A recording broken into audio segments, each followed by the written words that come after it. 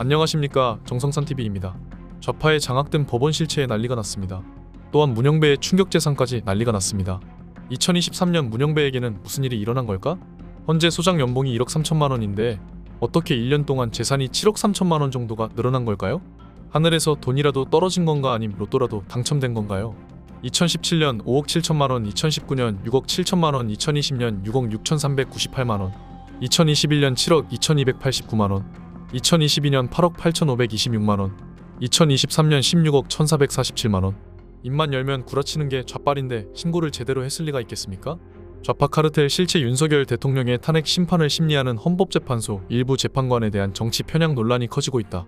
급기야 윤 대통령 측은 우리법연구회 회장 출신인 문영배 정계선 재판관과 국제인권법연구회 출신인 이미선 재판관이 스스로 탄핵 심판 심리에서 빠져야 한다는 의견서를 헌법재판소에 제출하기도 했다. 이처럼 문영배 권한대행이 회장을 맡을 당시 우리법연구회 회원으로 활동하던 판사 절반 이상이 현재까지도 헌법재판소와 대법원뿐 아니라 사법부 곳곳에서 활동하고 있는 것으로 확인됐다. 특히 이들은 문재인 정부 들어 대법원장을 비롯해 헌법재판소장 등 요직을 장악한 것으로 나타났다. 법조계에선 공정의 외관을 갖춰야 할 헌법재판소가 정치 편향 논란을 받는 것 자체가 탄핵 심판의 정당성을 크게 떨어뜨릴 수 있다는 우려 섞인 목소리가 나온다. 본보 취재에 따르면 지난 2009년 문대행이 회장을 역임할 당시 공개된 우리법연구회 현직 판사 회원은 총 125명에 달한다. 연수원 18기부터 37기에 이르기까지 다양한 기수와 연령대의 판사들이 가입했다. 당시 회원 명단은 2008년 초를 기준으로 작성된 것으로 2010년 논문집 등에 공개되기도 했다. 다만 2010년 공개될 당시에는 우리법연구회의 좌편향 논란으로 잇따라 탈퇴하면서 회원 수가 절반으로 크게 줄어든 60명의 회원만 공개됐다. 1988년 출범한 우리법연구회는 김종훈, 유남석, 이광범, 강금실, 강신섭, 박윤창 판사와 박종술, 이태화 변호사 등이 창립 멤버로 알려졌으며 이후 노무현 정부 때 주요 보직에 임용되면서 이 모임은 법조계 하나회로 지적받았다. 이후 2005년 이용훈 전 대법원장이 국회 청문회에서 우리법연구회에 대해 부정적 견해를 밝히면서 부장급 고참 판사와 변호사들이 연구회에서 탈퇴했다. 당시 이용훈 대법원장은 법원에 이런 단체가 있어서는 안 된다. 젊은 판사들은 모르겠지만 부장판사 등 연장자들은 탈퇴하는 것이 좋겠다고 말했다. 이에 주요 창립 멤버들이 그해 연말 탈퇴하고 초창기 회원 50여 명 가량이 탈퇴한 것으로 알려졌다. 문영배 권한대행이 회장을 역임할 당시 공개된 총 125명의 현재 상황을 전수조사한 결과 절반이 넘는 63명이 헌법재판소, 대법원, 고등법원, 지방법원 등에서 근무하고 있는 것으로 파악됐다. 대표적으로 사법연수원 18기로 2008년부터 우리법연구회 회장을 맡았던 문영배는 2019년 문재인 정부에서 헌법재판관에 임명돼 현재 헌법재판소장 권한대행 업무를 하고 있다. 윤 대통령 탄핵 심판에서 결정적인 역할을 할 것으로 보인다. 윤 대통령의 체포영장을 발부해준 이순영 서부지법 부장판사와 헌법재판관 후보에 이름을 올린 마은혁 서부지법 부장판사도 우리법연구회에 이름을 올리고 있다. 등록된 회원 중 가장 늦은 37기인 박종환 대법원 공동재판연구관 부장판사도 현직에서 활동하고 있다. 18기 이후 우리법연구회 출신 중 가장 높은 자리에 오른 인물로는 이용구 법무부 차관을 들 수 있다. 그는 2020년 문재인 정부 추미애 법무부 장관 시절 파격적으로 비검찰 출신으로 법무부 차관에 임명됐다. 법무부 법무실장도 역임했다. 특히 국회에서 고위공직자범죄수사처 신설 법안 통과 이후 공수처 출범준비팀장도 맡았고 초대 공수처장 후보로 거론됐다. 당시 추 장관의 반기를 든 윤석열 검찰총장의 징계를 위해 법무부 검사징계위원회 위원장까지 맡긴 파격적인 인사였다. 당시 청와대는 서면으로 인사 발표하면서 이용구 신임 차관은 20여 년 법원에서 재직한 법관 출신으로 2017년 8월 비검찰 출신으로는 최초로 법무부 법무실장에 임명되어 2년 8개월간 근무했다며 검찰개혁 등 법무부 당면 현안을 공정하고 중립적으로 해결하고 조직을 안정화하는 데 기여할 것이라고 말했다. 하지만 그는 차관에 임명되기 전 2020년 11월 택시 기사 폭행 사건이 불거져 자리에서 물러났다. 이 전 차관은 당시 술에 취해 택시를 타고 잠들었다가 기사가 깨우려고 하자 멱살을 잡고 폭행한 혐의로 기소됐다. 사건 직후 그는 택시 기사에게 1,000만 원 상당을 건네며 폭행 장면이 찍힌 차량 내 블랙박스 영상을 삭제해줄 것을 요청한 혐의도 있었다. 경찰은 반의사불벌죄인 폭행죄를 적용해 내사 종결했으나 이 전 차관이 차관직에 임명된 뒤 언론 보도를 통해 해당 사건이 알려지면서 재수사가 진행됐다.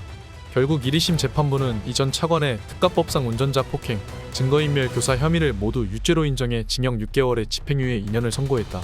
대법원도 원심 판단을 유지했다. 실제 법원 내 대표적인 학술단체인 우리법연구회와 그 후신인 국제인권법연구회가 두각을 나타낸 건 두 단체에서 모두 회장을 역임한 김명수 대법원장 취임 이후다. 김명수 대법원장을 비롯해 이용구 법무부 법무실장, 김영현 청와대 법무비서관 등이 사법정책을 주도하는 자리에 앉게 됐다. 당시 헌법재판소 신임 재판관으로 임명된 유남석 재판관도 우리법연구회 출신이다. 또 김명수 사법부는 우리법연구회 출신 노정희, 박정화, 이응구 대법관과 국제인권법연구회 출신 김상환, 오경미 대법관, 민주사회를 위한 변호사 모임 회장 출신 김선수 대법관을 각각 임명했다. 당시 안철상, 노태양, 민유숙, 이동원 대법관은 비교적 중도 성향으로 알려졌지만 이들 역시 김 대법원장의 임명 제청으로 문재인 정부가 임명했다는 점에서 정치적 논란에서 자유로울 수 없는 상태였다. 결국 대법관 14명 중 박근혜 정부가 임명한 박상옥, 이기택, 김재영 대법관을 제외한 11명이 진보 성향의 판사였다. 실제 문재인 정부 들어 이뤄진 대법원의 좌클릭은 판결에서도 고스란히 드러났다. 대법원 전원합의체는 공직선거법상 허위사실 공표 등 혐의로 2심에서 당선 무효형을 선고받았던 당시 이재명 경기도지사 사건을 무죄 취지로 파기환송했다. 대법원은 정치자금법 위반 혐의를 받던 은수미 성남시장의 상고심에서도 검사가 항소장의 1심 판결 중 유죄 부분에 대한 양형부당 이유를 구체적으로 기재하지 않았다는 논리로 벌금 300만 원을 선고한 원심을 파기환송했다. 이 판결로 은수미 시장 역시 시장직 상실 위기를 회피할 수 있게 됐다. 그는 노동 전문가로 더불어민주당 소속 19대 국회의원을 지냈고 이후 문재인 정부의 청와대 여성가족 비서관으로 재임했다. 김명수 대법원장은 서울중앙지방법원장에 민중기 서울고법 부장판사를 임명하기도 했다. 민중기 전 중앙지법원장은 사법부 블랙리스트 의혹을 조사한 법원 추가조사위원회 위원장을 맡았던 인물로 김 대법원장과 대학 동기에다 우리법연구회 출신이다.